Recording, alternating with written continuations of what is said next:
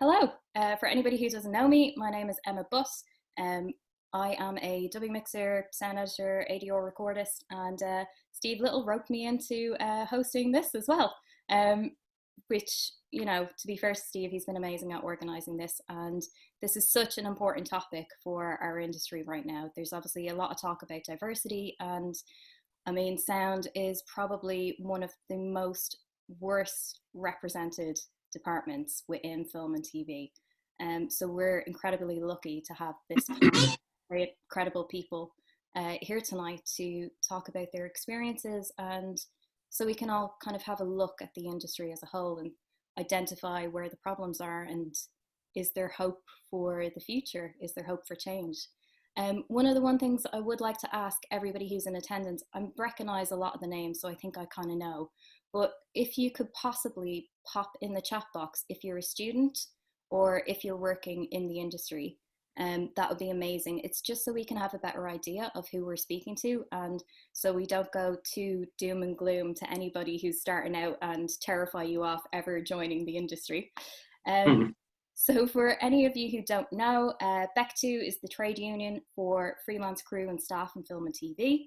If any of you aren't a member, there is a new joining rate of £7.50 a month by quoting the Rough Assembly Talks.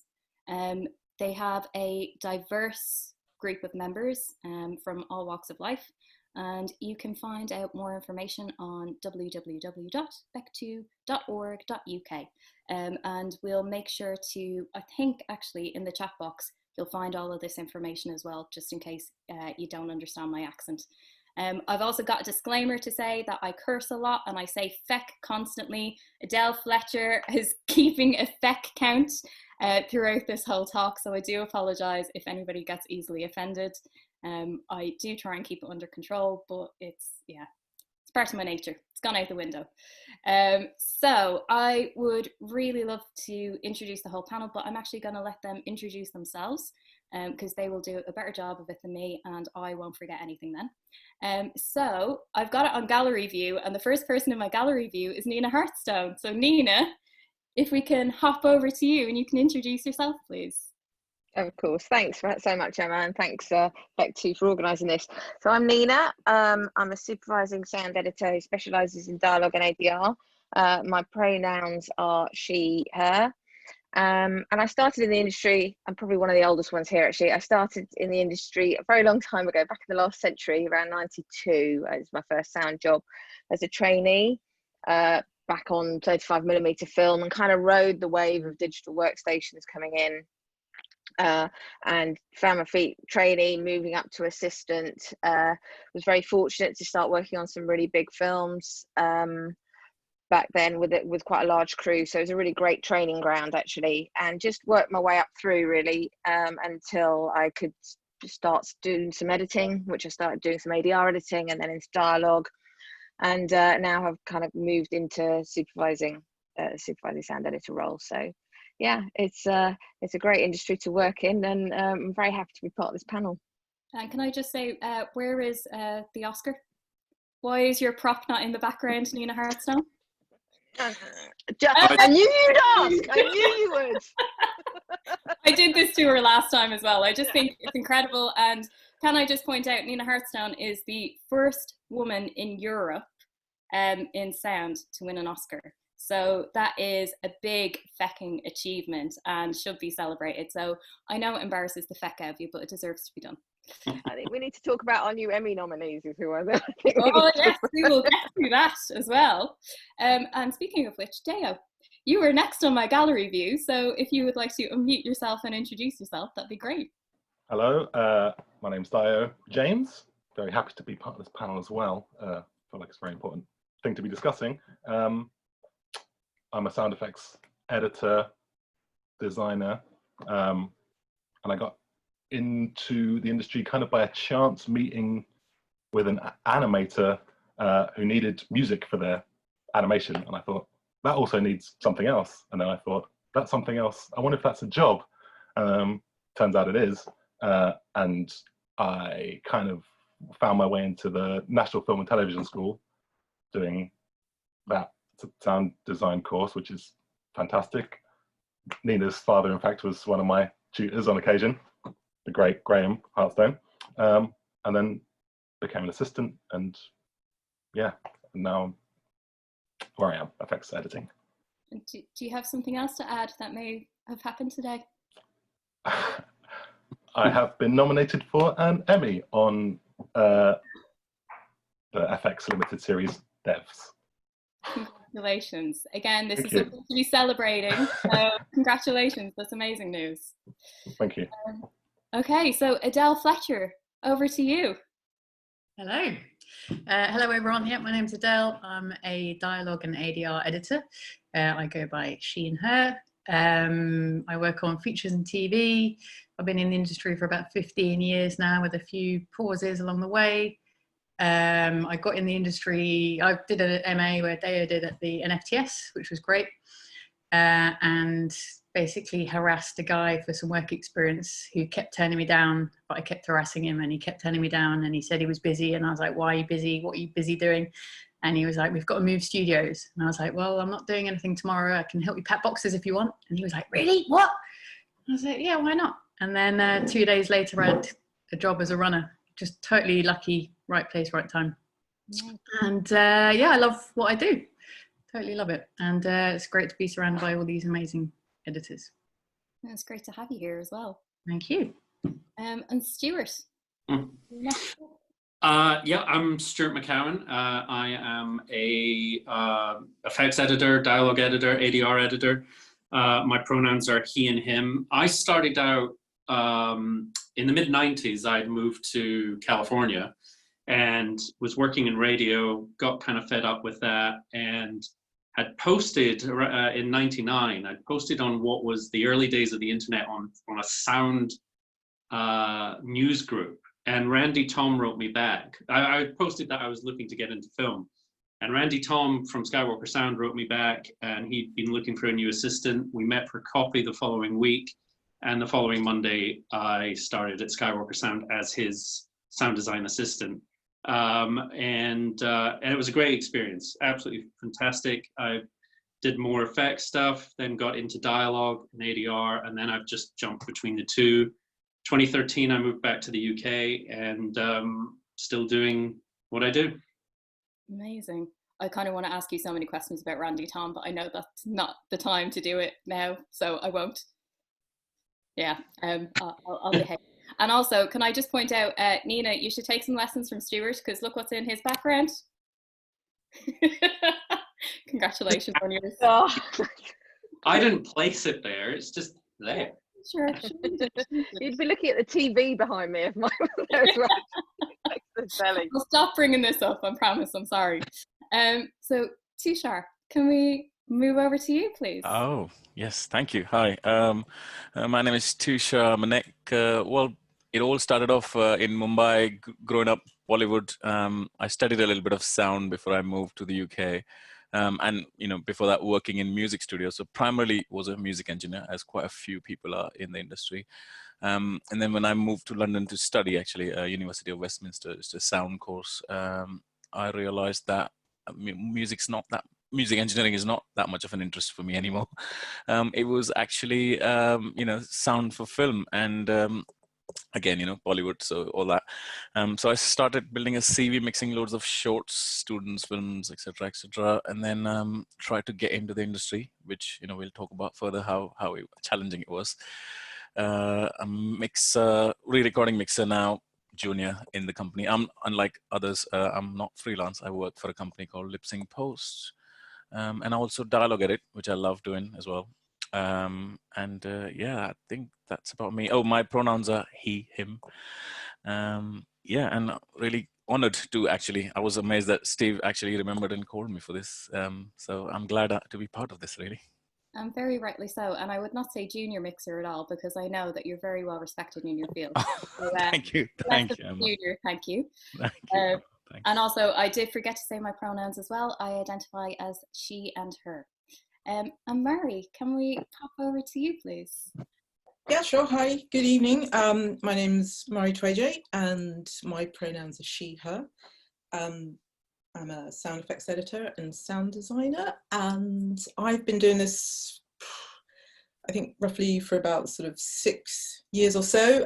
Previously, I was a musician and I was a producer, and I was living in Spain, and it was like the back end of the kind of crisis, and so there was like nothing going on, no work, and I was like, I really literally didn't know what else I could do, and I thought, well, I know, I'll do an MA in sound design and I'll work in film and television, which I really didn't know anything about. So I moved back to the UK. I did an MA in sound design at the University of York, and pretty much started just kind of pestering people to do like work experience and like running. And then just as I was kind of starting out, I moved to Belgium for sort of 2.5, 3 years. And so actually my kind of formative experience in terms of actual kind of learning the ropes and sort of learning my trade was in Belgium, and my first sort of substantive roles as like a Foley mixer and a sound effects editor, which is great because it's a very small industry and you kind of get to do a bit of everything. And so now really mostly I do a lot of films, sort of art films, experimental films as a sound designer, and also some sort of TV stuff as a sound effects editor. Amazing. By any chance was Marianna Lopez one of your lecturers at York? Yeah, she was just finishing off her PhD actually. Yeah. She's for anybody who doesn't know Marianna, she is probably one of the most vocal advocates for diversity within our field, and she's just incredible. She's fantastic. Yeah, she's amazing. So if you are on Twitter, go follow Marianna, because she's just, yeah, she's one of the women that's really out there supporting everybody. And Helen. Hello. That was very good timing. Well, it's not over yet, but I'm here. You are here, and that's all that matters. Yes. We are just doing an introduction, so would you mind introducing yourself and telling us a bit about your journey? My rise to here. Yeah. Yes, I'm Helen. I'm a sound effects editor. My pronouns are she, her. I started, I'm basically a failed musician, or at least musical, which I think a lot of people in the industry are. I always played musical instruments, and so as a kid I was into bands, and when it came to work experience I wrote to a recording studio in Leeds and said, can I come do work experience at your studio please? And they let me, and I basically just stayed there you know, ever since. My parents are both teachers. I had an aversion to education, I don't know why. So when I left school, I just hung around the studio and just sort of set up the studio, made everybody drinks, you know. A few years go by, and a friend of that studio, their mate was the head of sound at Yorkshire Television, and they were looking for a dubbing assistant. In fact, 2 dubbing assistants, and I applied and I got the job. And the other dubbing assistant was also a girl, which was good. So there's 2 girls, and I worked there just as a dubbing assistant, mixing Foley, doing all, you know, backing up stuff, all the usual kind of stuff. And there was a female sound editor there who sort of took me under her wing, and I quickly sort of decided that actually I feel like that's the more creative role for me. I started to do more and more, as she did bigger jobs, I started doing the bread and butter jobs, which was Heartbeat at the time. A classic. Yeah. I did many episodes of Heartbeat. And then I progressed and started doing the bigger things, and other people came up. And then in 2009, they basically shut the studios because HD was coming in. The studios weren't really equipped to deal with that. They didn't want to upgrade it. Also, sort of entertainment shows were more the thing then. Drama was sort of like, nobody watches that. And that's what we did. So they made us redundant, and I became freelance. And that was 11 years ago. And I am still freelance now. So yeah, here I am. So at the beginning, I asked everybody just to pop into the chat box if they were a student or working within the industry. So we do have quite a broad range of attendees, just so all of our panelists know.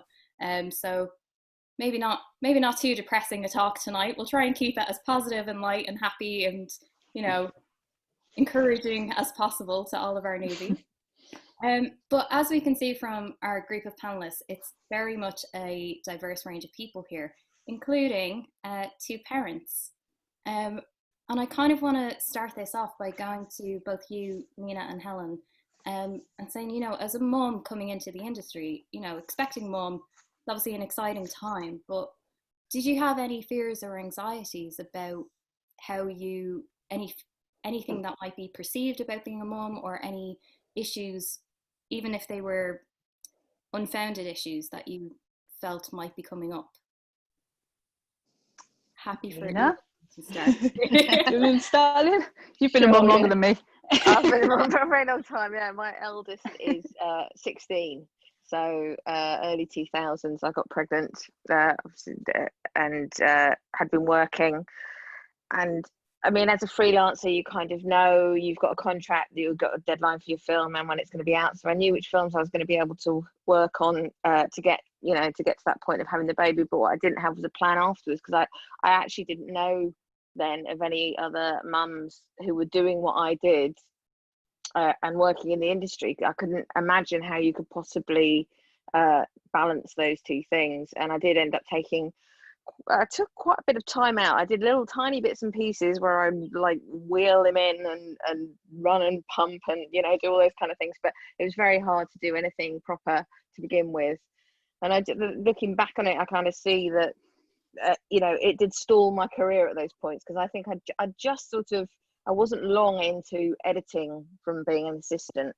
And I think it was very difficult then to get that momentum again. So much of the industry seems to be word of mouth, and, you know, out of sight you are out of mind, very much so. And I'm sure that there is there were concerns. I felt like there were certain concerns about, you know, hiring someone who's got a little kid at home, who's the mother of the little kids, not the father of the little kid, who might be unreliable, might need to dash off, might not be able to do this or that. So yeah, it was certainly tricky, and I've got 3 kids and found my way through it, but it's not an easy road. And I think I have noticed that people who were my contemporaries before I had my first child then overtook me. You know, it has certainly stalled my career, and it was only after my 3rd child was kind of old enough going to school that I felt I could actually dive in and do the kinds of hours. The first thing, in fact, it was after I had my first child. He was 6 months old, and I was offered a job on Harry Potter, but it was 12-hour days in central London, and I was just like, I just can't do that. So I knew at that point it was kind of, I was taking a path, and it's a shame to have to, as a mum, to have to choose that path when a dad has a child and doesn't. I'm not aware of them often having to choose in that way.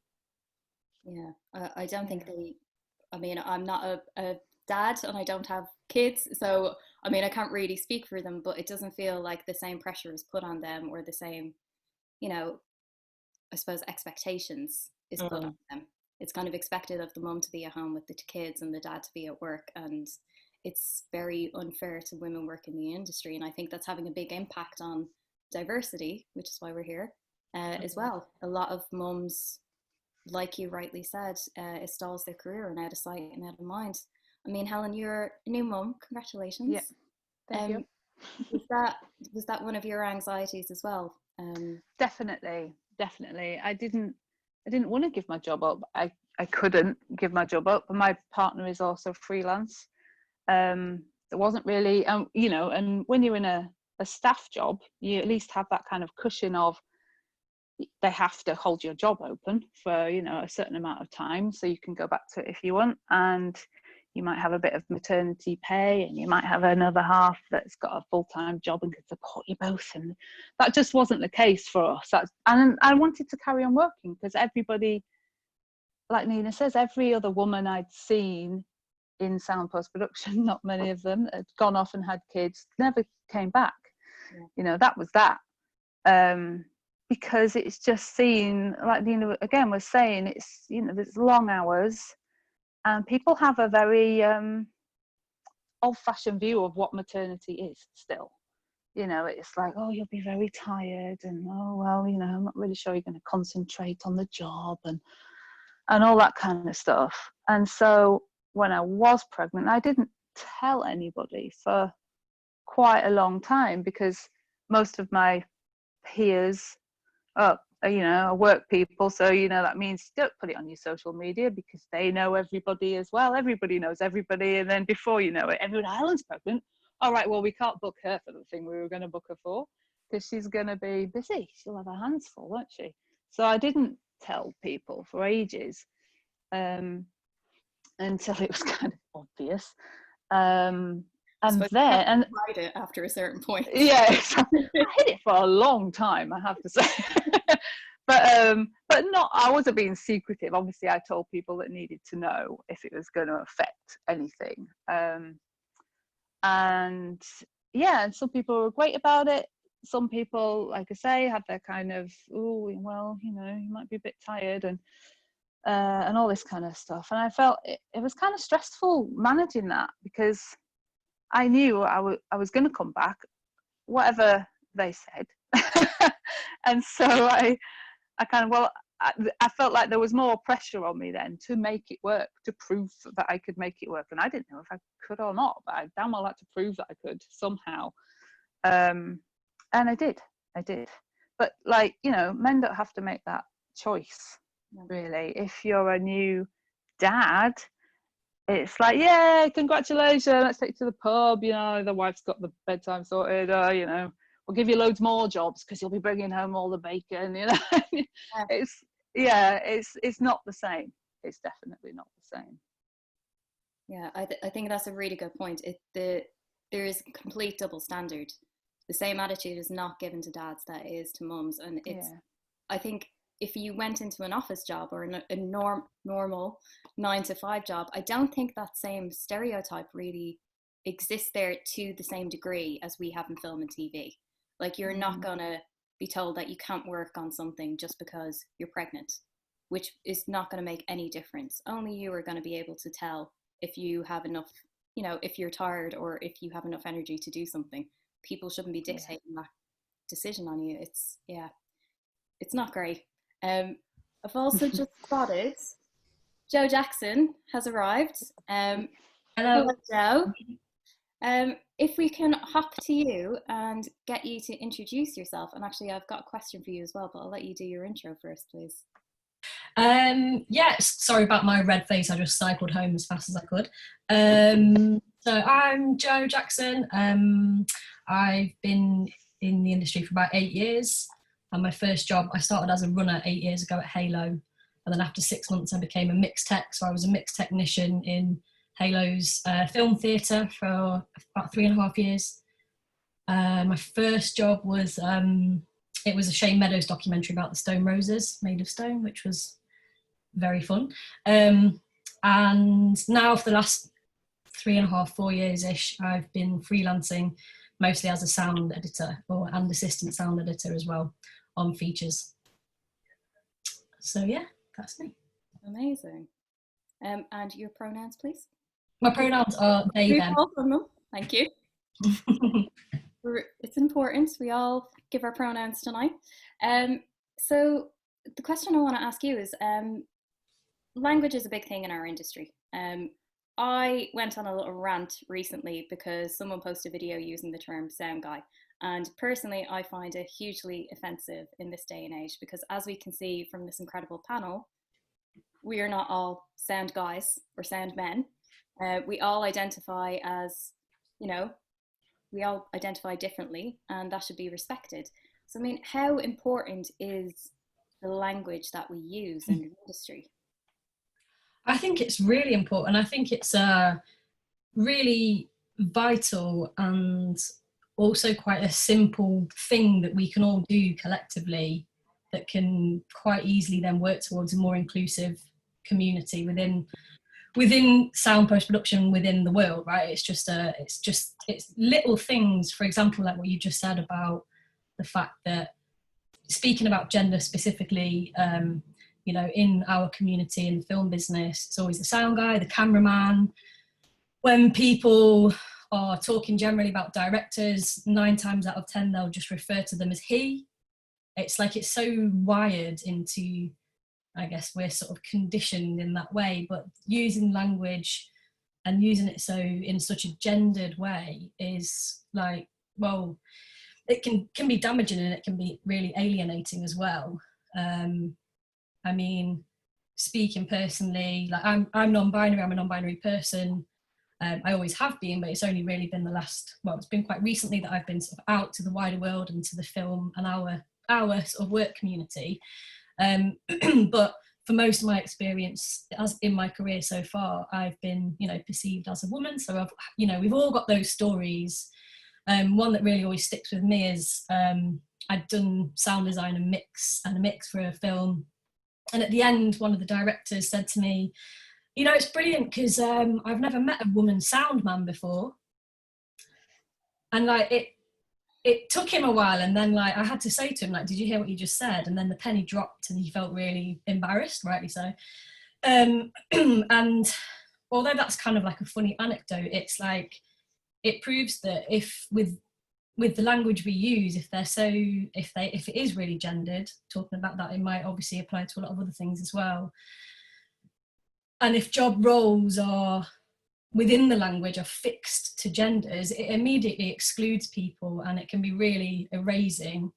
And you can, if you're on the outside looking in, and even if you're sort of in it, and if you're starting out and you're quite young or what have you, or at any point really, it makes you think that maybe that isn't for you, the job isn't for you, the world isn't for you. And the wider picture really is about representation. But I mean, like, it doesn't take a lot of effort. I mean, it takes a bit of effort to kind of recalibrate how we use language and how we think about the words we are saying, but it's not that difficult. Do you know what I mean? It's like, if we can say sound person, like, instead of sound man, sound woman, it's a really small thing, but actually it just sort of makes for a more inclusive community. And yeah, like I say, it applies to wider society as well. So if you're constantly hearing like sound man, cameraman, whatever it is, then if you're not a cis man, or if you're not specifically a straight white cis man, then you're just not going to think it's for you. So I do think it's really important, and I think it's a really simple way that we can move forward. Well, we're getting comments saying totally agree, so I think you've hit the nail on the head. The language, I think the best thing you said there was that it's oh god, I can never say the second word, exclusion it's excluding from you. Thank you. Yeah, it is. It erases people without even trying. And if you're not that, then you're just gonna, it's very hard then to just have a thick skin and not be bothered. Yeah. I mean, has anybody else come up against language barriers where they've been called sound man or sound woman? Though I doubt any of you have been called sound woman by accident. I can see Tueje start shaking his head, being like, no, not me. I mean, I've definitely had experiences where I remember when I first started, like I was bent down in a transfer bay plugging a drive in, like this, and I had my head down, and the guy came in, and like it accidentally hit me or something, and he went, "Oh yeah, you're right, sorry mate," because he just assumed I was a bloke because I had short hair, because he could just see the back of my head. Like, he just assumed I was a guy, and I sort of turned up and I went, "Sorry!" And then it was just like, and he was really shocked that I was a woman. Like, he was sort of like, "What is this woman doing in this transfer bay?" It was sort of, he was really surprised that a woman would be there. And I think from then on, I decided that I'd just go full on and call people up on stuff like that whenever it happened, because it just pissed me off. I mean, I got told fairly early on in my career that if I wanted to succeed, I would have to cut my hair short and dress like a man. And I got told that by a bloke, but I also got told by a woman director probably about 3 years ago. So I got it told at the very start of my career and kind of recently later on. And it's just like that, it's so stereo. Sorry, Emma, what is actually the logic behind that comment, that if you cut your hair short and dress like a man, people will think you're a man? Or, I mean, what's the actual logic to doing that in terms of progressing your career? It's so bizarre, isn't it? it boggles the mind. But I think with the female director, it was so ingrained in her that that's how the industry is, that you have to look and act like a man to succeed, that she actually thought she was giving me helpful advice by telling me that, because that's how she had been, I mean, that's how it had been portrayed to her throughout her career, and she'd been doing her job quite a long time. But that's, you know, it's difficult because that mindset is still in people's heads, and that all comes back down to language, like Joe has hit on. The language that we use, we have to start changing that and start, you know, retiring phrases like sound guy and cameraman, and, you know, start using non-gender specific stereotypes, and sound person is the perfect one. So if anything, if anybody comes away from this talk tonight, I hope that's at least one thing that they'll kind of engage with and start using, is get rid of sound man, cameraman, and start using camera person, sound person. But I think I would like to come back to exclusions for the industry, because I think that's a really good point. And I mean, lack of diversity is a big thing right now. Our whole industry is talking about it. It's finally been highlighted. The Black Lives Matters movement has definitely helped enforce it even more, that we have massive issues. And I kind of want to ask, you know, craft and technical roles, it's atrocious. Our diversity quotas are atrocious. I mean, what do you think are the difficulties? Like, where are the problem areas? Why are we such an underrepresented department? Mary, do you mind if I come to you for this one? I don't know. I mean, there are quite a few reasons. I mean, I think there's a kind of societal aspect to it, but from an industry point of view, I think the industry, and we can understand why, but it tends to focus on writers, directors, actors, producers, right? So when initiatives and stuff do happen, or when people look at the industry, that's the first thing they look at. So when they, see a lack of diversity, that's where they look. And so I think as craft and technical people, we are obviously part of the same industry, but we're not given the same kind of exposure. We're not given the same kind of access to sort of support and schemes that potentially could increase diversity. So I think that's one thing.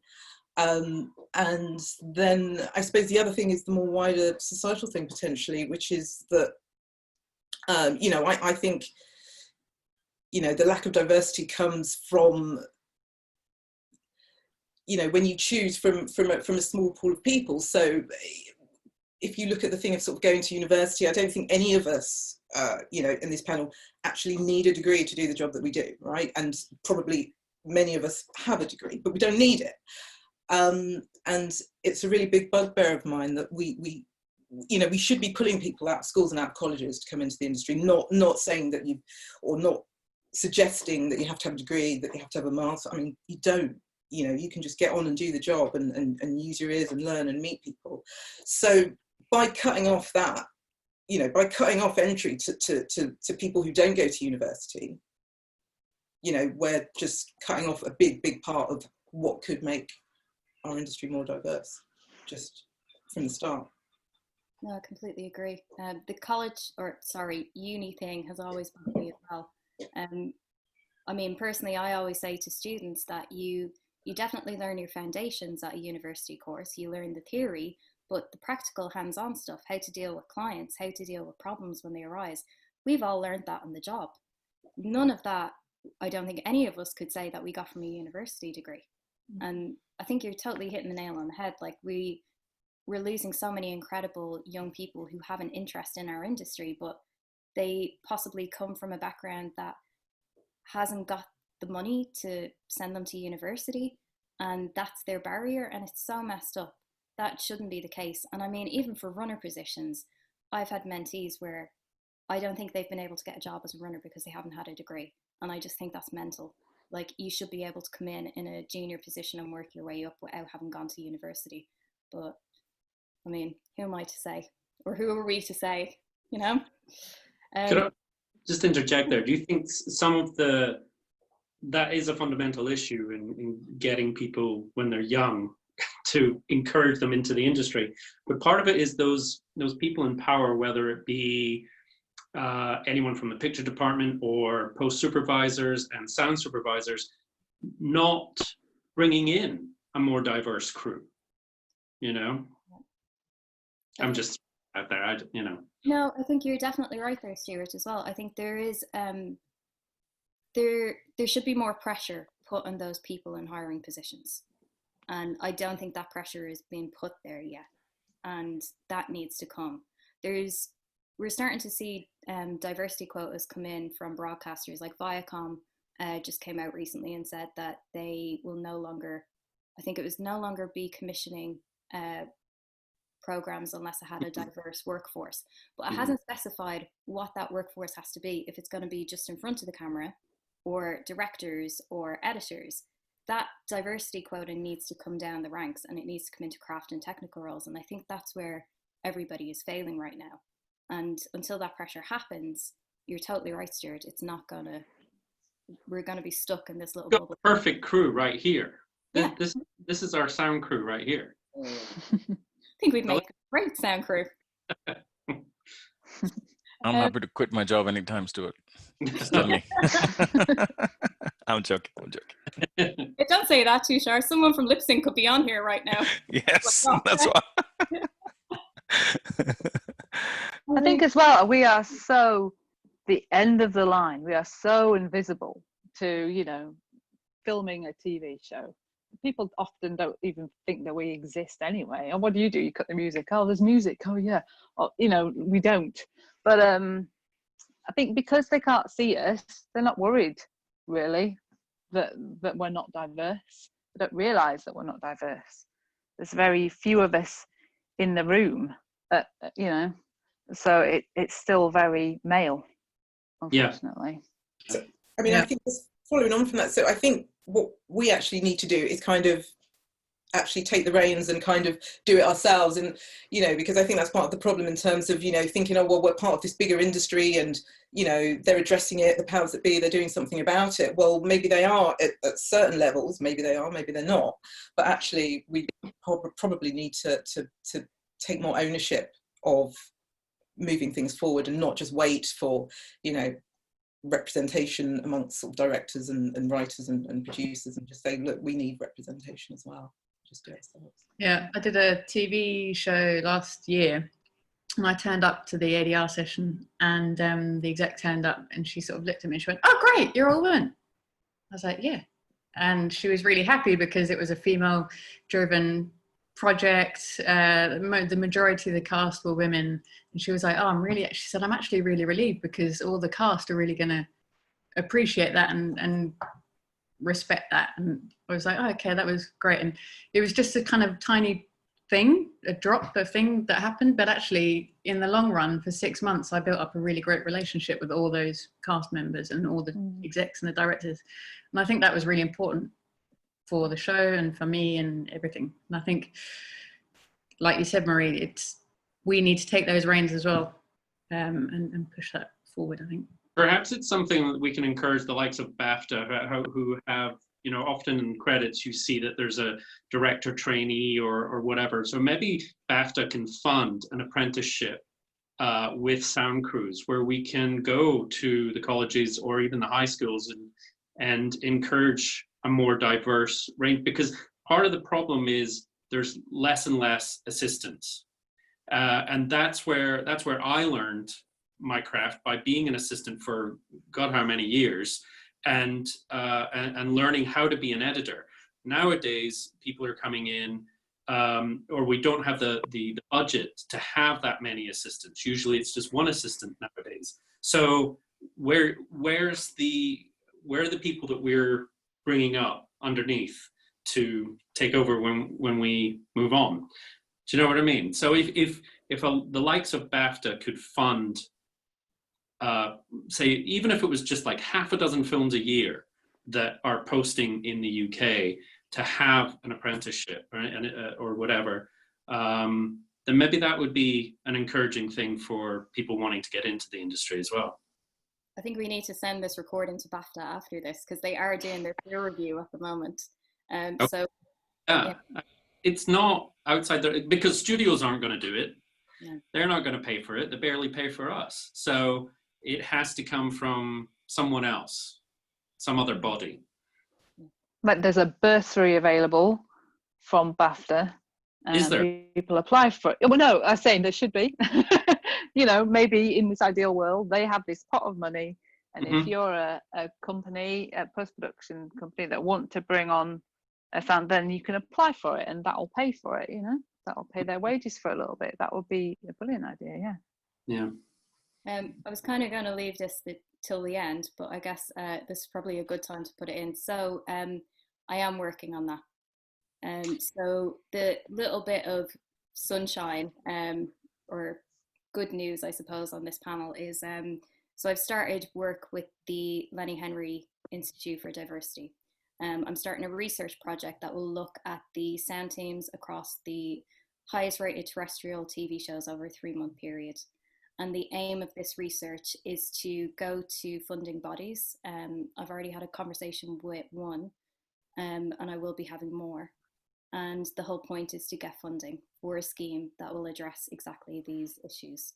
It will address putting in assistants at very junior levels and getting them trained up, but also fully paid, so that there's no risk felt by the production, because that's where the problem arises. If the productions, especially now with COVID and impacts on budgets, they don't want to risk having someone that they don't know is experienced and is trained up. So the hope is that this scheme would eliminate that risk. We'd get an assistant in, but we'd also look at people from BAME and people who identify as women at mid-career level, and get them onto high-end dramas and get them trained up so they can improve their high-end drama credits as well. Because I mean, I think we've all seen that high-end drama is where all the money is going. So that is the hope. And as Mary said, it's time for us to take the reins ourselves. So that's what I'm hoping to do as well. But we'll see. You know, it's very much up to the funding bodies to actually do this. But and I just sorry. Yeah, no, go for it. No, I was just going to say that's brilliant, and I think sort of tying in with what everyone's just said, people need to be paid properly as well. Like if you're an assistant, if you're like when you're a runner, like people, you're in London, because let's face it, most post-production in the UK is in London, not all, but most. You need to be paid properly, because otherwise, unless you do come from a background where there's perhaps more money, or you have more kind of like privilege just in terms of where you live, where you've grown up, all that sort of stuff, it's impossible otherwise, or you just you have to work extra jobs, and like I did it when I was a runner, and I was like burnt out. But it's amazing that if there are things like this scheme and people are getting paid to do stuff and coming in as apprentices, but yeah, they need to be paid properly as well. Yeah, this should not be a privileged industry at all. But I think that really comes back to Mary's point earlier about the people's backgrounds and the university thing as well, the university barrier.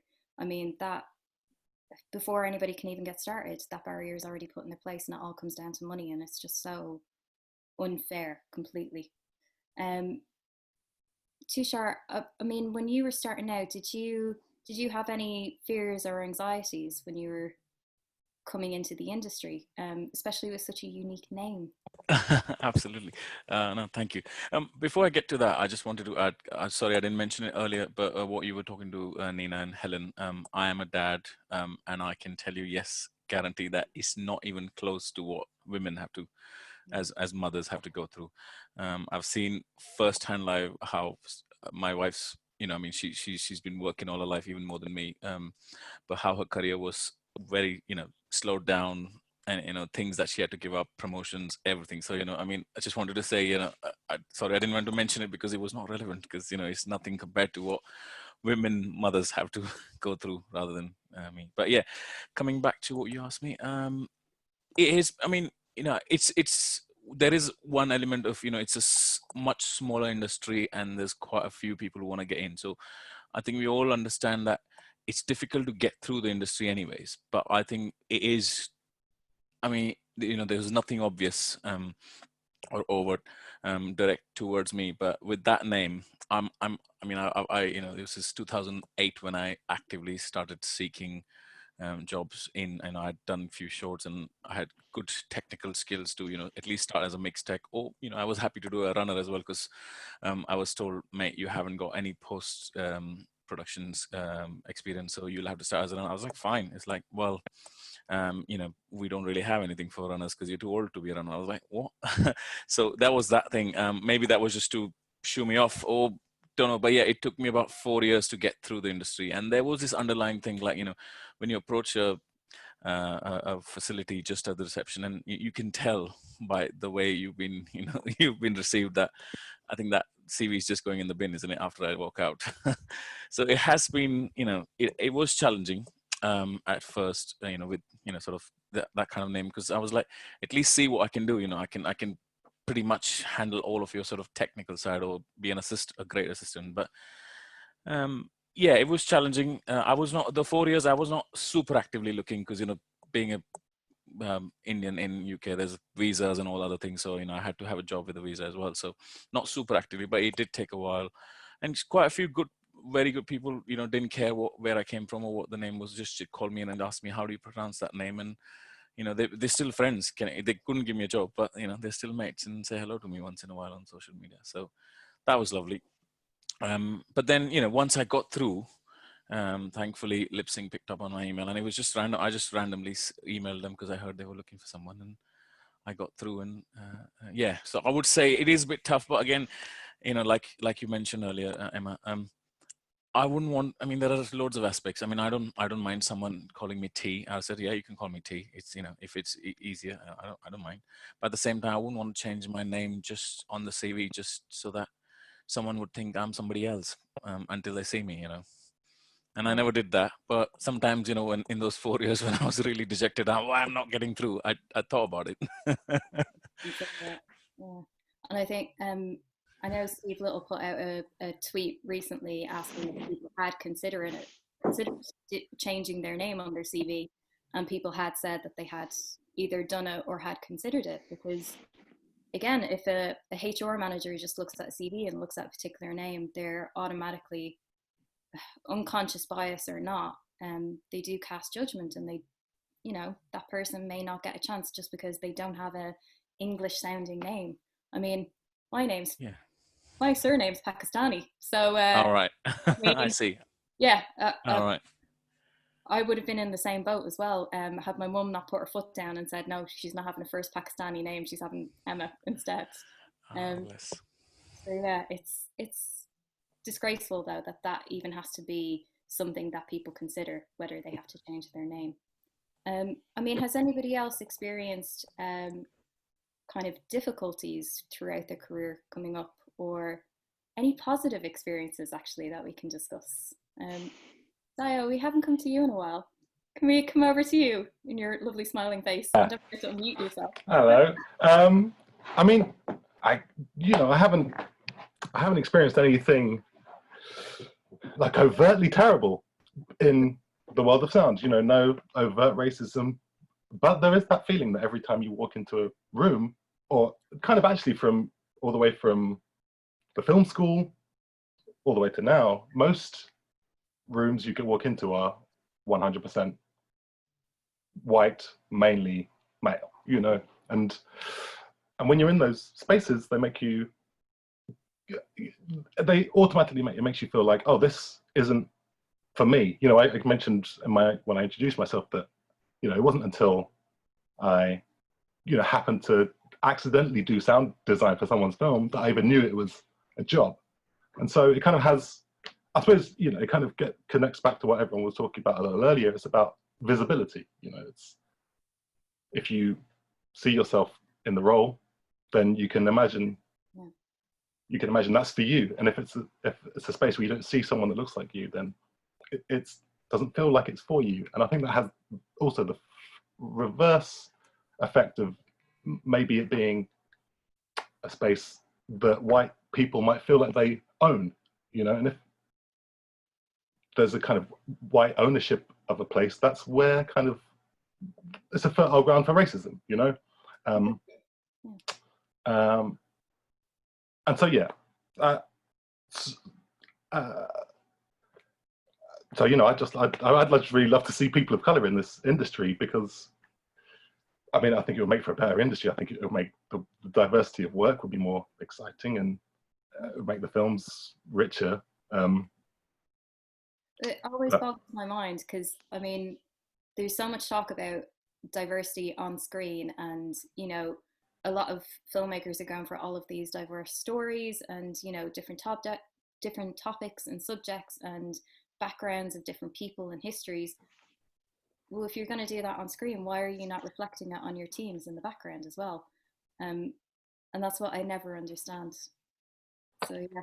No, I've also heard stories. I don't know if this happened to you, Nina, but even in like loop groups of people of color on screen, and you get the loop group actors are not people of color, and it's kind of like, yes, you know, and it kind of also gets back to, again, the word visibility. I think has a lot of, yeah, as really important in this conversation, because it's not just the visibility of people of color or of various different diversities, and that again, it needs to be addressed. The like Helen was saying, the visibility of our industry as a whole kind of compounds the issue of exclusion. And if you can't even get people in, like actors, to come in to do loop group, that's how invisible our industry is. They're just kind of, yeah, I mean. I'm actually really glad you brought that up, because I was present in an ADR session that involved exactly that problem, where the parents were Asian and the daughter was Asian, but the daughter had a Birmingham accent, and the parents sounded too Indian to the director's ear. So he wanted to... Oh, I know what you're talking about. I know you know what I'm talking about, but I didn't want to bring it up just in case anybody could trace it back, that we had worked on this together, but you know what I'm talking about. That session was incredibly uncomfortable, because the director kept on refusing to accept the takes that we were giving, because it didn't sound... didn't sound British enough. It was the way a certain word was being said didn't sound. It sounded too ethnic, I think, if I'm remembering correctly. Actually, and it was getting increasingly uncomfortable. Yeah, we had to sit there while this was going on, and this happened over 2 sessions, where he was being hell-bent on this person didn't sound the right way, even although in defense, it was more of a studio note than it was the director's, as most of these notes are, because the director and showrunner is actually very inclusive and very, very open, but this was from the studio.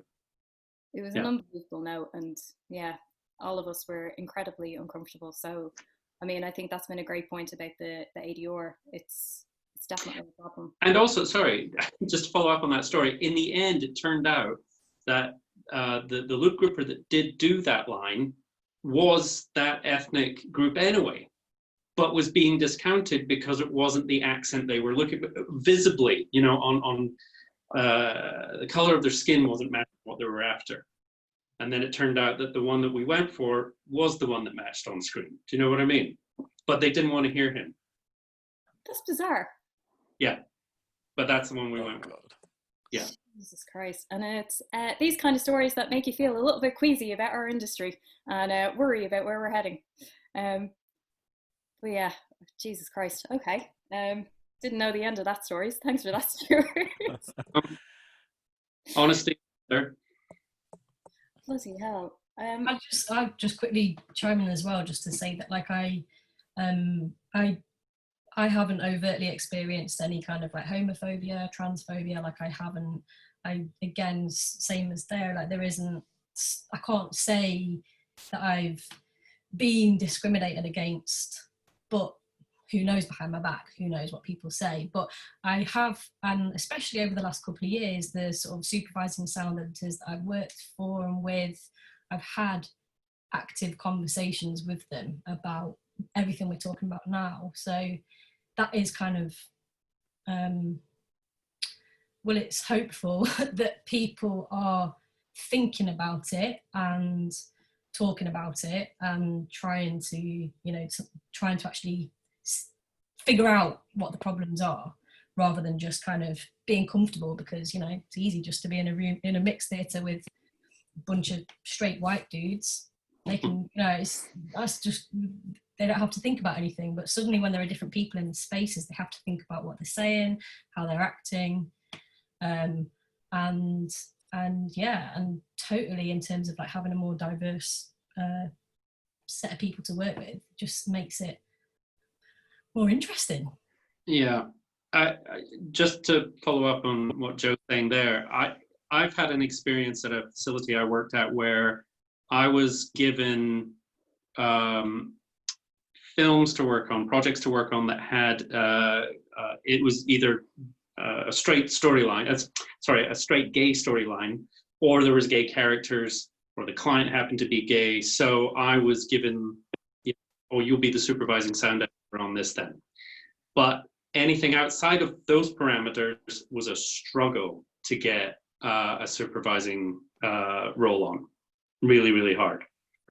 So it's kind of, in a way, it's positive, because then I got supervising experience, but obviously not enough to deal with straight clients or a straight storyline. I mean, was there any massive differences between the States and here as well, Stuart? I think there's more diversity, and this is just from my experience from where I've worked in Northern California and in Southern California. I've worked with more female mixers in terms of like feature film re-recording mixers.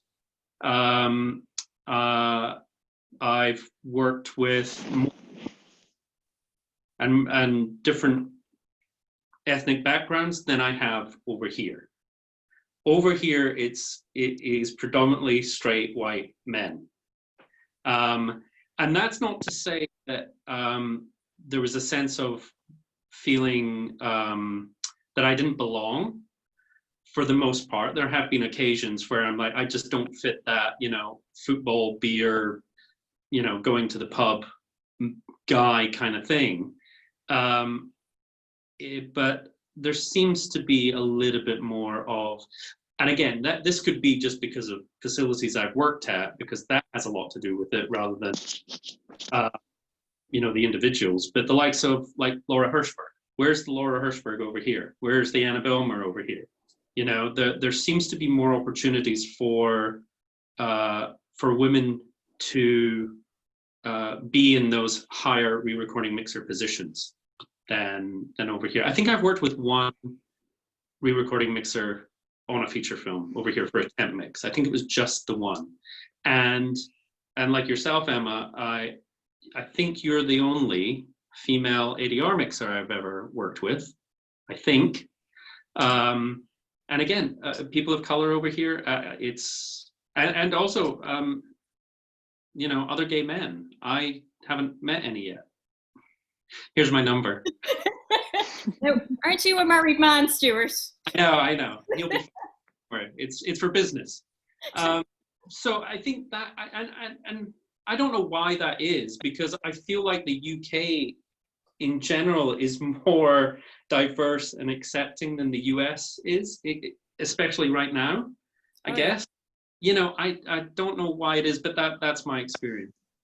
I would suggest it's probably to do with class again. You know, it always rears its head. You know, Americans are slightly more egalitarian in that sense of, obviously, there's privilege and discrimination, but here it's more to do with, you know, it's more to do with, you know, that kind of old boys network. It's more to do with who, you know, you went to school with, who your uncle plays golf with, and, you know, and it, so.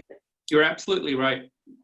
My husband, who's American, he discovered that where in America, it is a thing of economy and privilege, I guess. Over here, he said it's all about class. Class doesn't seem to exist the way it does in America that it does here. So I think you're right there. There's There's a correlation. And I would like to add in, very similarly, I mean, once I started living in the UK since 2005, very interesting, similar to what you, Stuart, you and Maria are coming to. I've, distant cousins and, obviously Indian, or, I had students when I used to work at the university, who were black as well. And one of the very interesting things that comes, and, not all of them, because they were at university, maybe coming from privileged backgrounds, but it was quite interesting. Which will be different from America, is that they were like, oh man, so do you want to try and get work? You love to sound design for animation, and you want to try and get. It's like, yeah, man, it's great as a hobby, but I don't think I can make a career out of it because the pay is crap. Which I don't know. I mean, I assume that the industry generally in the US pays much better. Is one of the reasons why a lot of my sort of distant Indian cousins wouldn't want to try and get into the post industry here. And it's like they're more driven by, oh, I'm not going to make a livelihood. The pay rates over there it's only because of the union, and the union really, a benefit of the union over there is because of healthcare, because it's just so expensive. But over here, and one great thing that BECTU's been doing is trying to make us comparable to those pay rates over there, and they are, for the most part, they are. Interesting. It obviously all comes down to budget, and I'm not speaking on behalf of BECTU, but I've worked on American rates and also worked on British rates. It's comparable. Oh, that's good to know, because I mean, getting better. One day BECTU gets into when people are employed, but we'll come to that later. In case anybody missed it, the BECTU rates cards have just been posted by Nia in the comment section, in case anybody wants to have a quick look at them. Nina, I wouldn't mind coming to you for a second and just saying, you said this yourself at the start, so I can't get in trouble for this. You've had a long career, started out quite a while ago. I mean, have you seen any positive changes in the time that you've been working? I mean, I definitely have. I think the composition of the people that work in sound has changed greatly since I started, and I think a lot of that has actually come with the change in the equipment that we work on. I mean, certainly from when I started, it was very much an old boys club, and it's interesting to hear you saying that people have to have a degree to work. When I started, I had to hide my degree because the old boys that I worked with would not have wanted a girl with them who maybe thought she was cleverer than them. So I was in there to make tea and to learn and, do what I was supposed to do. So my degree was not something that actually helped me in this industry one bit whatsoever. So things have definitely changed. It's gone along, but also interesting hearing what Stuart's saying about the States. And I think they are further along than us. There are more women in sound in a higher position than there are over here. And that's why things have changed more. I mean, I was out there on Lost in Space. The first Lost in Space, not the recent one, many moons ago, probably about 98 or something. And that, we had lots of women in there. We had female supervisors in dialogue and in ADR. I was working out there on a Vita that Anna Belmore was mixing. Women in senior positions in sound. So I think it's been easy, that has actually led the change in terms of more women coming through, which we don't have over here. I think there's still, speaking just about women, but it applies to all of us actually, and the lack of diversity in the industry. There aren't enough people who aren't straight white males in the roles that are hiring. And I think this is where we need to really start accelerating, changing things, because I think certainly when I'm looking at which crew to hire, I think I'm looking at different people than maybe some of my contemporaries might be, because I think I know more people. I end up becoming friendly with, chatting to people who are more like me, so I end up chatting with more women, or and it all then snowballs. So I do think that this is where the change needs to happen, and I think we need to try and get things through more quickly, without a doubt, because it's just, and until that sort of top layer changes and all these things feed into it, class, motherhood, race, everything all feeds into it. Until that sort of changes, nothing below is going to change. So we need to It's great to start getting more people through from the lower end, but we do need to sort of really address some of the higher level of the people who can actually start changing what a crew looks like. Yeah. Well, I think the nail was hit in the head earlier on when Stuart said it's the people in the hiring positions, because I know as a mixer, I struggle to get onto particular types of projects. So I can do entertainment and factual, not a bother. Skill set is exactly the same in entertainment and factual if you go on to drama and feature. It's just, it's longer, and actually you have more time. I get feck all the time if I'm doing factual or entertainment. I get a day or 3 days if I'm lucky. But unless you're within a facility and you work your way up and you fight against all the middle-aged white men who are ahead of you, you don't get an opportunity. Yet when PMs or post-production supervisors are choosing their crews, they have an opportunity to say, we don't want to work with a straight white man. We want to work with someone diverse. We want to work with a woman. We want to work with someone different. And that isn't happening yet. And I think that comes back to the point, that was made earlier on. And it is up to those people. They need to start helping us a bit. We need to make changes ourselves. And I think it's great, Nina, that you're, looking for crews that are more diverse. And I know you're doing it. And I know Louise Burton was one of your assistants and is doing incredibly well. And, that's because she had an incredible mentor in you, and she had someone who she could look up to. And she's doing great now. And I think we need more people like you hiring diverse teams in order for that to change. I mean, Helen, we haven't heard from you for a while. I'm not saying you've been in the industry fecking yonks, but, you've had a decent, career. Have you seen any positive changes yourself? Yeah, I think, like Nina was saying, there is generally more women around.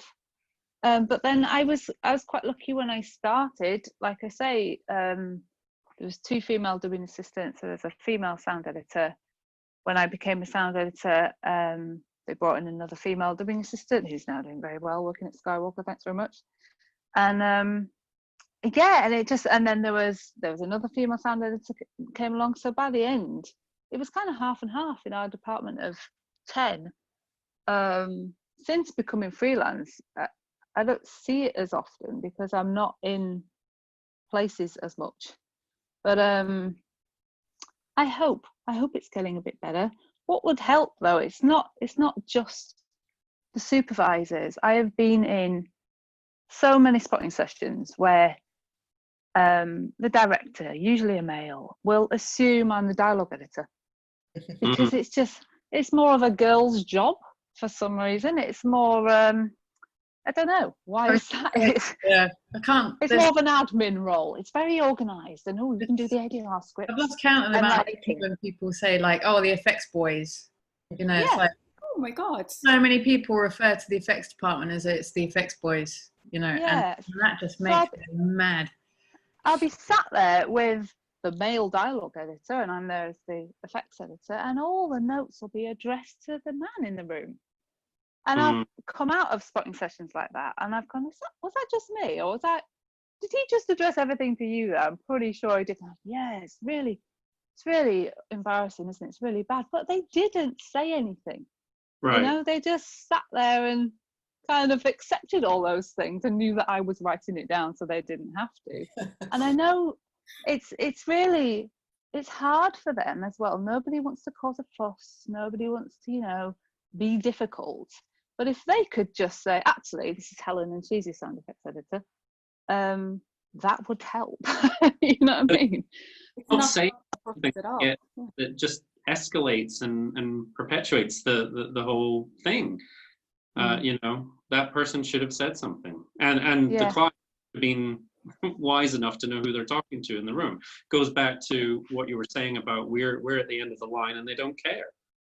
They don't care who we are in that room. We're a waste of time to them to sit and have a spotting session. Yeah. Even though sound is 50% of their film or show or whatever they're working on, but that's another BECTU panel that we'll have another time. Lack of respect for the sound department, where I'm sure we all have plenty of stories we can chip in about. I'm conscious of time, and I know I want to open it up to questions and answers because we have got a few coming in. So if anybody does have questions, please start typing them into the Q&A box, and we will get to them in a moment. I do want to finish on a positive note, because obviously, you know, we've talked about some quite difficult topics and how horrible some parts of the industry still are. What do most of you, or what do all of you actually enjoy about your job? Nina, I'm coming to you first because you're up on, you know, you're the first one on the screen. I'm sorry. No, it's fine. We'll go around in a circle again. You know what? I was thinking about this. What do I enjoy most of my job? You know, it's not the long hours and all that. However, it sort of feeds into it, because what I actually love is the little community that we have on each film, and then also the wider community like we have here. You know, I think it is a small industry over here, Sound Post, and I think it's what I love is the fact that I'm working with people and we're being creative, and we're all friends. They're the people I continue being in touch with when I'm not working, and we chat to each other. And I think, again, like, not all my friends are straight white males, so I end up gravitating towards people I want to spend. You do long hours, I want to be with people that I want to spend that time with. I don't want to be sat alongside people I don't have anything in common with. So I think, yeah, I'd say it's definitely that. It's the bonds that you make with the people you work with. I mean, it's a fantastic industry for that. It really is. Amazing. That's a really good answer. I like that. Dayo, what's yours? What do you enjoy about your job? I mean, yeah, I agree with Nina. I love, you know, the people are great, even if they are straight and white and male. On the whole, they're normally pretty decent bunch. And the kind of making kind of magic out of nothing, it feels like a lot of the time. You know, you kind of, especially in effects editing, you kind of like, how am I gonna make this whatever car sound cool? Let me find something. And, you know, it's like at the start it's rubbish, and at the end it's good. And that, I love that, you know, weaving gold. And Stuart, what about you? I agree with what's just been said, that I love the creativity of this. I love the logic of dialogue and ADR. It's either in sync and intelligible, or it's not. And I love the kind of ambiguity and the creativity of effects. But emphasizing what Nina said, I don't want to be doing this if I'm not having fun. And that fun comes with the people you're working with. And I've been very fortunate. For probably 90% of the jobs I've done, I've been with a fun crew. The moment it stops being fun, I'm out of here. I don't want to do it. It's not, the long hours don't justify getting yelled at or being made feel uncomfortable or anything like that. I like to be around fun people. And like Nina said, it's the friends I've made, both in the States and here, I'm still in touch with, even though I don't work with some of them anymore because of the geography. We're still in touch, and they're great. Amazing. And Tueje, what about you? I was just writing down my points. So prepared, I love it. Just because I've got a really bad short memory. But no, you know, definitely when I spoke about, you know, the second half, you know, once I got through, you know, lip sync, picked up on my email, they've been great. It's a great company. I was talking to Steve earlier. We have, you know, it's not that balanced in terms of how many females we have, but, you know, they always, we have, you know, we have not just in sound, but we have black people in the building. It's quite diverse. They're very welcome to.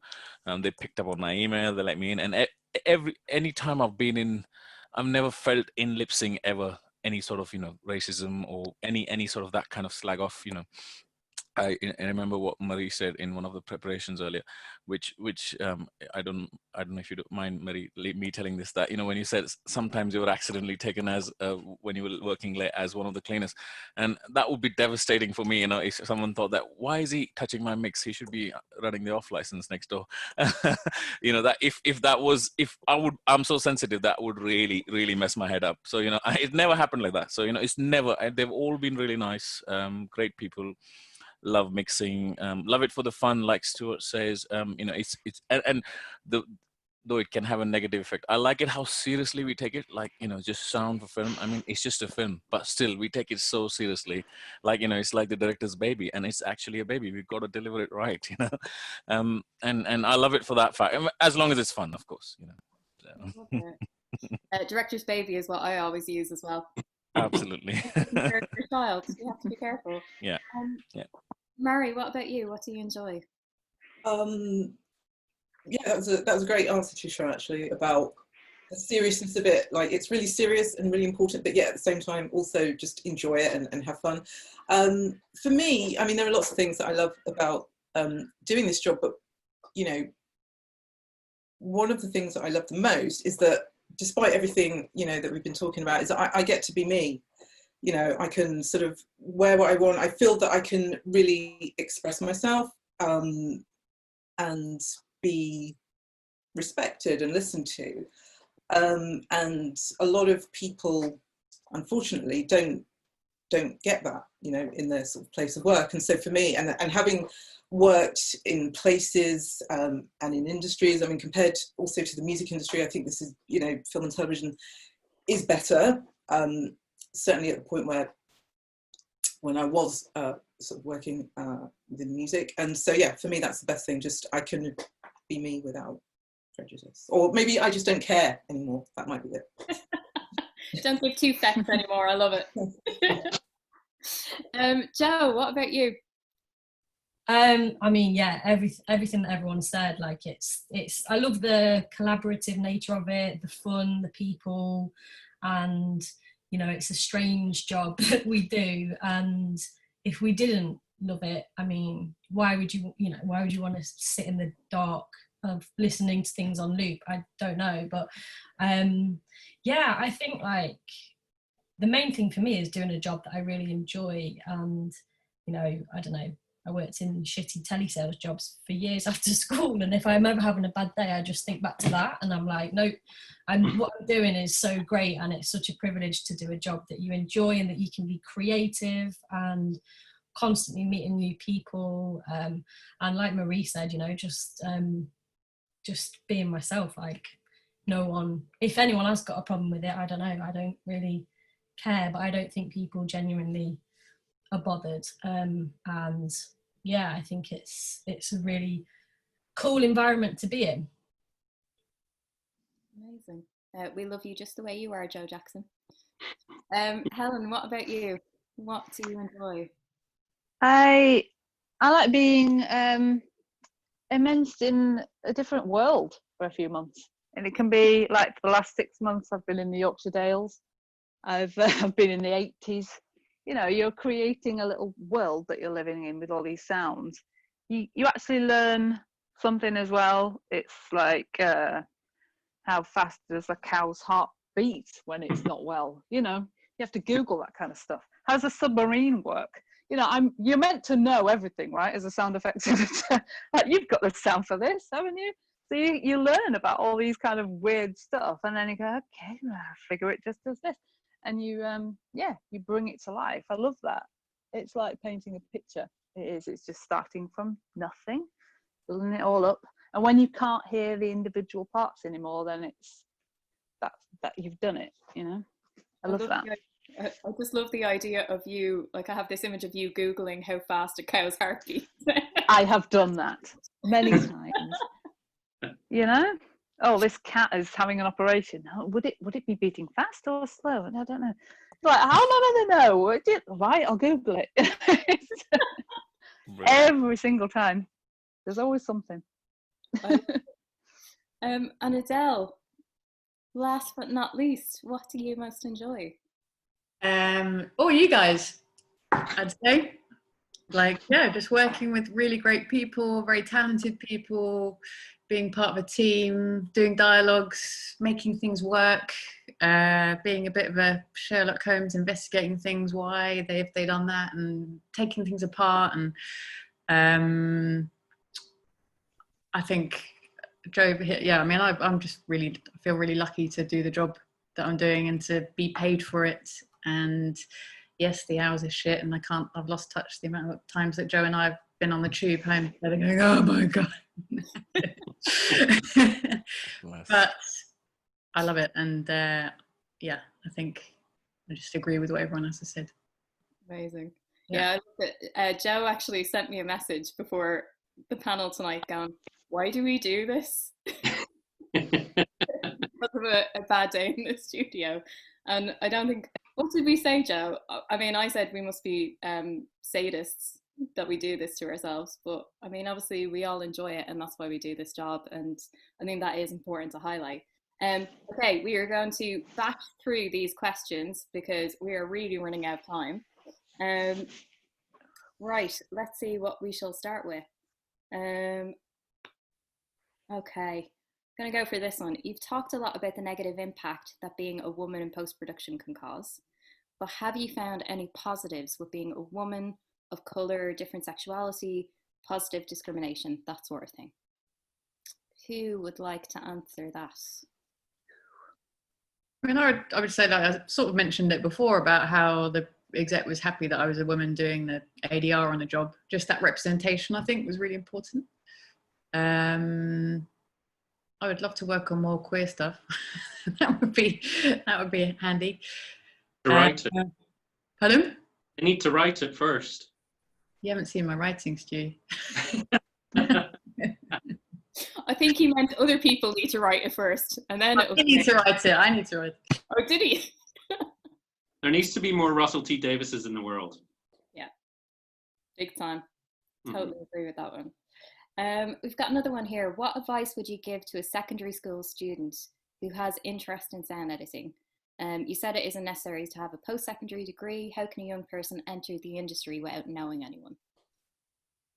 Toughy question. Who's going to take it? I didn't know anyone, and I didn't have a degree. All the, you know, and none of my family were into it, and everybody I met, you just have to pester people. You have to send people. I mean, I sent people letters. I agree. You could email them now; it's quicker.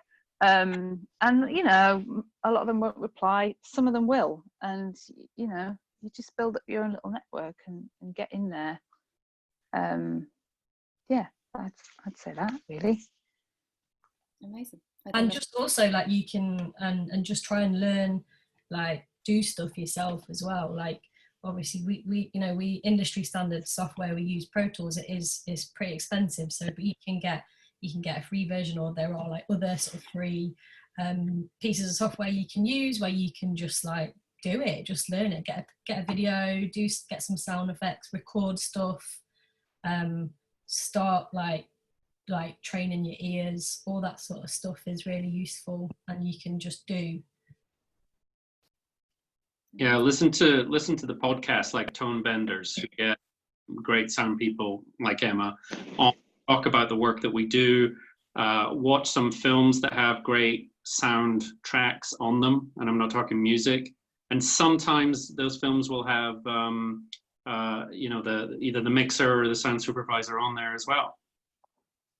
Do that. I always say Lion is one of my favorite films for sound design, and it's one of the very few movies I've seen where the sound designer has been credited on the opening titles, because it was such a massive part of the movie. Yeah, that doesn't often happen, does it? No. Again, that's our other conversation of how sound is not respected in this industry. Okay, so let's have a look through. This one we did already kind of answer. How much do you feel class is a factor in diversity in the industry? I think, Mari, you answered this great earlier on. Obviously, you feel it's a massive. Yeah. Well, I agree. It's a massive factor. Absolutely. I don't particularly have anything to add. I just think it's something. I mean, obviously, you know, it's not just this industry; it's many others as well. But it really is sort of holding us back. But one thing just to add to that, I mean, I think as you know, I sort of knocked sort of schemes for writers, directors and sort of producers, but as those schemes do kind of, or those initiatives kind of bear fruit in terms of making the pool of sort of writers, directors more diverse, that will have a trickle down effect, because, you know, they're going to want to hopefully work with a greater, you know, a more diverse crew. And I've experienced that myself with, you know, with directors who do want to work with women, who do want to work with, you know, people of colour, and who do want to work with sort of queer crew. So, you know, yeah, there is hope. Amazing. I think this kind of answers this question as well, but the question was, do you think the increase in storytelling directors aimed at global audiences like Netflix, HBO, etc., will help the demand for diverse crews? I guess you've kind of answered that, Mary, in that, you know, you've already experienced that. Has anybody else come across that? No. Just me then. I mean, I'll say, like, with I worked with more female directors, not that that affects us, but worked with more female directors on the likes of Sex Education, where, and that was, I think there was more female directors than there were male directors, which was great. And we had a lot of fun, but it's, I think Netflix is certainly helping with, like, what the Wachowskis did with what was the name of that show that was a global Sense8. Yes, with Sense8. that thing. And I think there's more of that content around and coming. We might not have it in Netflix UK, but I think Netflix Global has it. Yeah. Yeah, go for it, Tueje. Yeah, no, just to say that, you know, yeah, it was, I must say, we just recently did a show called Suitable Boy for BBC One. And one of the reasons why, I mean, the fact that I did know the producer really well, and she knows me quite well, and she'd insisted I'm on the part of the mixing team. But one of the reasons I was there, because I understood the 3 or 4 languages that you know, so I mean, it's good, and it is a part Netflix funded, I think, the show. So I think, yeah, it does work, you know. So it answers the question that the increase of, you know, shows aimed at global audiences does help, you know, us getting more work. You know, I mean, I know it's a bit like what Stuart said earlier. Maybe it's the other way around. Just because it had a Hindi or Urdu angle to it, I got to work on it. But if it was not, then maybe I wouldn't have. You know. Exactly. Yeah. Well, can I just say, if you did work on that show, which as far as I've seen from social media has gone down incredibly well, I still haven't watched it yet, you need to stop referring to yourself as a junior. Thank you. Embrace the dubbing mixer title. You have well and truly earned it. Thank you. Thanks. I don't think we have much more time for questions, but we'll try and fit in just one or two before Nia sends me a message saying, get the feck off here. We got a really good one here. Do you think Twitter, Facebook, or Insta can help in connecting people in the industry for advice? Yeah, I do. Short answer, yes. Yeah, Definitely. I've had people contact me, you know, via Twitter or whatever, and if it lands at a useful time and I can do something about it and offer an opportunity of some form of experience or offer some words of wisdom or answer a question, then I'll always do it.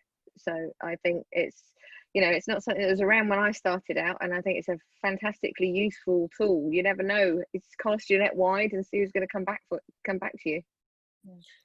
Can I just add on to that? And I would totally encourage people to do that. And the reason being is because probably all of us, or many of us, have been contacted by people very much within the industry who have got kids or who've got nieces, who've got nephews, and they are contacting us and asking, my daughter's really interested in sound and she wants to, can you help? So, you know, that again is just perpetuating the issue that I was saying before of, you know, we're just sort of churning out the same people.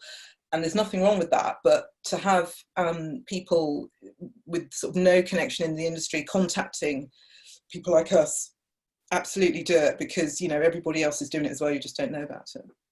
Yeah.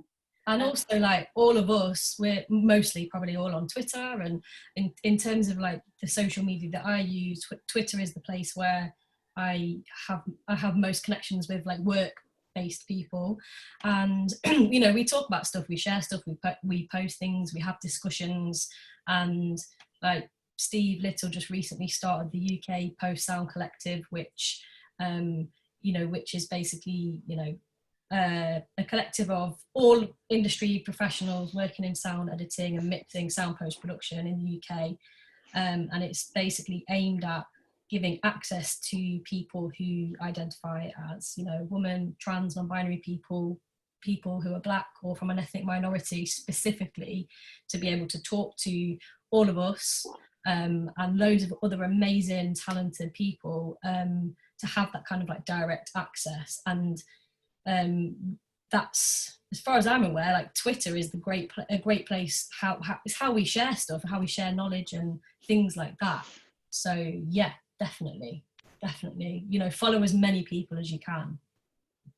And you totally beat me to it. And Steve Little just did what I was going to ask him to do, which was he's posted a link, the website address to the UK Post Sound Collective in the chat box. So if anybody does want to find out more about that, please do follow the link. I think quite a lot of people on this panel are mentors on the site, if I'm not mistaken.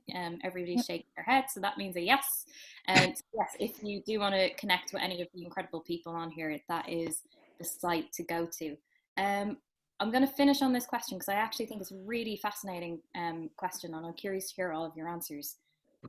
How has identity shaped your approach to creative projects, or has it? Who wants to? Stuart, you made a sound, so you have to answer it first. That's a very interesting question. It's not something I don't think I've thought about. I don't know.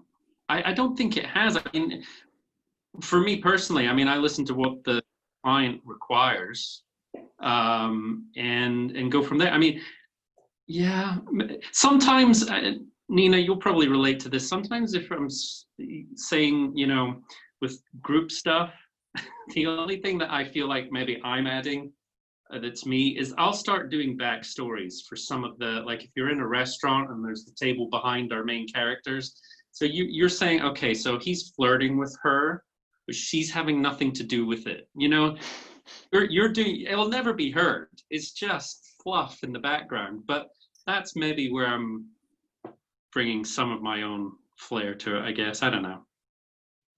I kind of like that. I do that. I give out to the ADR supervisors all the time if they have only men up, to do crowd, like if there's background characters and they're not being specific on the groups and it's just men up. I give out constantly and I'm like, why is it only men? We need more women there. We need it to be more, you know, balanced. Can we get some women up, please? I think that's probably my only thing to add to that. Nina, you were going to say something there and I totally cut you off. Sorry. No, not at all. I was just going to say that I think actually it's a lot of it, I feel like, because it is so male heavy, our environment, it's in the mixed stage where I feel where you get a lot of people in and it is very, very male. And as something different, but I don't know, you have different priorities and different thoughts and you perceive things differently. It can change the dynamic in there and it can change actually how everyone interacts with everyone else, which I think is quite an important thing to bring to the table to change things, because I think the longer it stays like this all male club, men have a very specific way of kind of interacting with each other that's quite on the surface a lot of the time. Not everybody, of course, you know, I'm generalizing here, but this tends to be what happens quite a lot in the mixed stage. And I think it's important to, I don't know, I think actually bringing in different voices changes the whole dynamic in the room and changes the perception of what you're working on and changes the creative flow as well. Has anybody else got anything to add? No? I just yeah, I agree with Nina. I think that, you know, we're making films, we're a part of making films, and they're all so subjective anyway, and I think that with you know, we've all got different life experiences, we're all from different places, and it's just the same as, say, for example, if there's a, I don't know, if there's a film or a TV show that's being written by a cis white guy and it's about, like, I don't know, a queer family or like a, I don't know, a Jamaican family or something, it just doesn't work. It's like you can't, I don't know, you need different people's life, like, stories almost as kind of like, not as like consultants, although that probably is needed, but like in terms of what we do, just to be able to sort of say your opinion, which another person, obviously, of course, might not necessarily have thought of because of they're from a different place, or so. Exactly. I think, yeah, definitely. Good point. You know, Yeah. if everyone's from the same place, talking about the same stuff, making the same boring films, like, I don't know.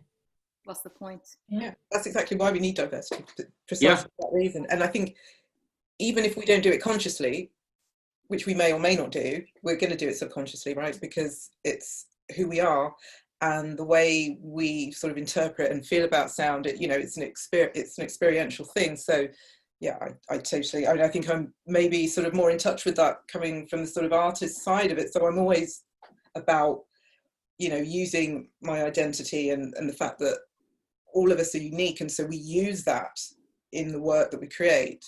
But yeah, absolutely. Yeah.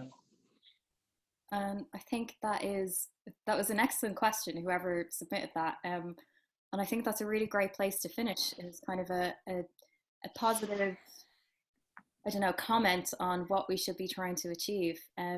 So what's only left to say is thank you to all of our incredible panelists for tonight. You've all been incredible. Everything you've said has just been invaluable, and I hope anybody who's been in attendance tonight has come away with some important information and hopefully a different perspective of the industry, and hopefully things that you weren't actually aware of, you are now more aware of, and you'll be more vocal about in the future. You know, we need more allies on our side to create more diversity, and I hope, if anything, that's what we gain for tonight. So thank you so much to Steve Little for putting us all together. I kind of want to call him back onto the screen, but I don't think he'll come back. He's probably going to stay hidden in his little... Oh no, hang on, he's muted himself. He's back. There we go. Sorry, my camera's all fuzzy and I've not changed in 5 months. I just want, it's just such an amazing thing to sit and listen to the experiences. Like, it makes such a difference when you hear people say these words that you've not heard before, and it just makes you learn and just think. And yeah, I've just absolutely loved listening to you all. It's been brilliant. Thank you all so much. Thank you, and thank you, Nia, who is also in the background, for kind of looking after us and being our tech person, and for also organising too, because we wouldn't be here without her. So yeah, I think. And thanks for moderating. Yeah, great job. Yeah, thank you, Emma. Thank you, Emma. What did my friend count to Adele? 4. I think there was a 7 average, I think. Fair. I mean, I'm kind of disappointed about. Well, yeah, doesn't count though. I kind of wish I had gotten more. I wanted to aim for 20, but obviously I was well behaved. I would be amiss if I didn't say this, but Bonnie Wilde is on listening. Yay! Bonnie got 2 nominations for the Emmys today for her work on the Mandalorian, which, if there's any proof that there is diversity in the US, Bonnie Wilde. Amazing. Yeah. Congratulations, Bonnie. And I've worked with Bonnie at Yorkshire Television. That's where it all began. Was this the other one Yes. that you worked with? Yeah. Oh, that's incredible. Oh, yes. And this shows how tiny our industry can be sometimes as well. Awesome. Right. I'll just say a quick few words. Yeah, as Emma said at the start, we're part of the post-production and facilities branch with BECTU. We're basically trying to connect everyone who does anything to do with post-production sound, and this was the best way, we thought, the best umbrella to gather under. You can join for $7.50 a month. There's a ton of like legal help, tax help, and all that sort of stuff. But more importantly, we're just trying to bring everyone together, connect everyone. You can all get access to all the kind of freelancers or members, and we all just discuss and meet and talk about stuff. So it's just a really good thing to do if you're either a facility worker looking to go freelance or a freelancer.